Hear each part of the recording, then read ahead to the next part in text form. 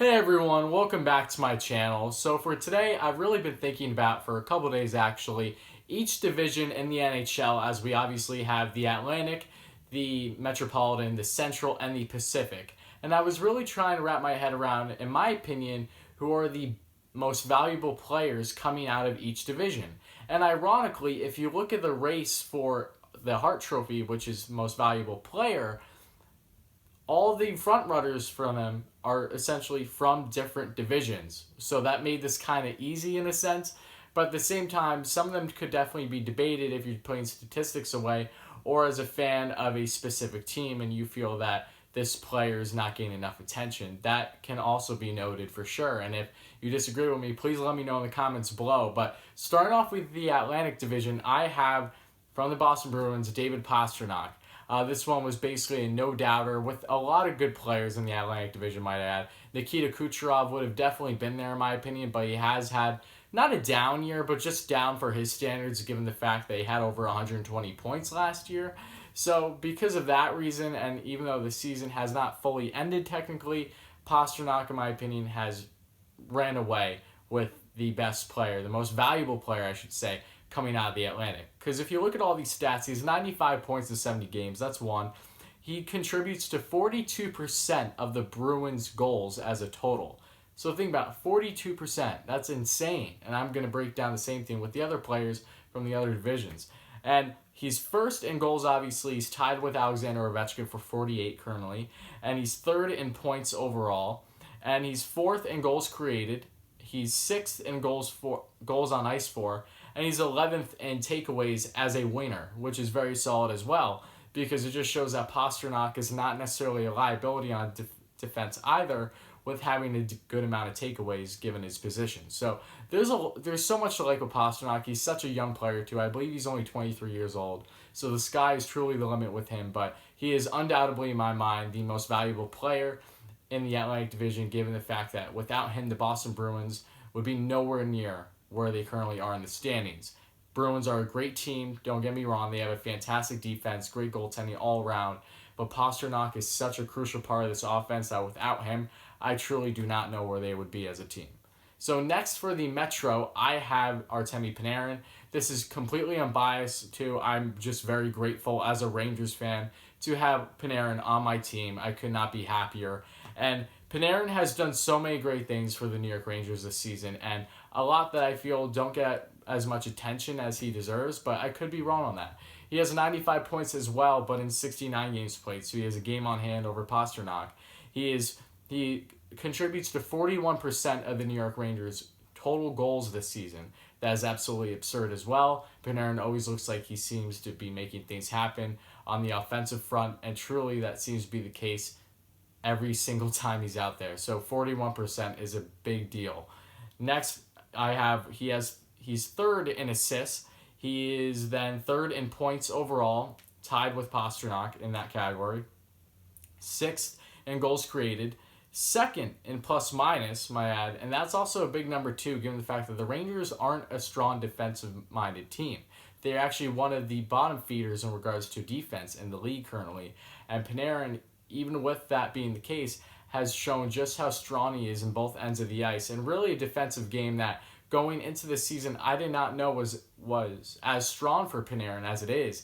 And he has truly impressed me in that category, and I don't think anything is going to stop him anytime soon in regards to being a very strong two-way player. And next I have he's second in goals on ice for, and he is fifth in takeaways as a winger. So another winger who is currently fifth, and he isn't behind too many players overall in the league either in regards to takeaways. So those are all great stats with Panarin. There's a lot to like in the Metro as well. Alexander Ovechkin, of course. You have Crosby, you have Malkin. You have so many guys there, and from every team there seems to be at least one guy that truly stands out as a stud. But statistically and analytically, Panarin runs away with it as he is becoming more and more of a favorite to win the Hart. I don't think he will win it. If that does happen, I think Draisaitl has ran away with it. But Panarin is definitely making a very strong case for his name to be mentioned.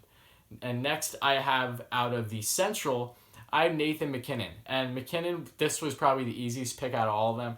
there is about at least a 40-point gap between him and the second closest player on this Colorado Avalanche team, which is really absurd given just how deep the Avs are, but given all the injuries that they have dealt with, it isn't that too surprising.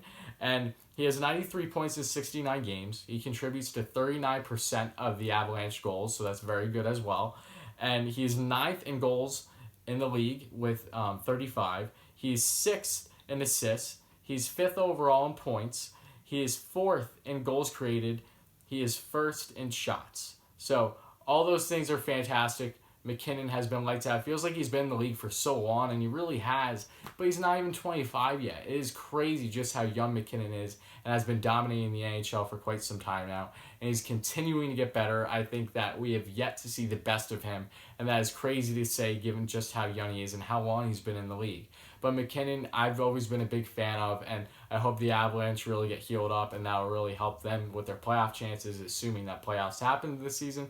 But overall, McKinnon easily runs away with it in the Central. There isn't any other player that even comes close to him in regards to points and just how significant they are for their team. Without McKinnon, the Avalanche are not in a playoff spot, and it's as simple as that. Next, I have, and the last pick I have out of the Pacific Division, as I previously mentioned, is Leon Draisaitl. No, not Connor McDavid, Leon Draisaitl. Draisaitl, what he has done this season, has taken another step in his already fantastic game. And while his defensive game isn't necessarily as good as some of the other players that I previously mentioned, I wouldn't necessarily say that's hurting Edmonton too much either.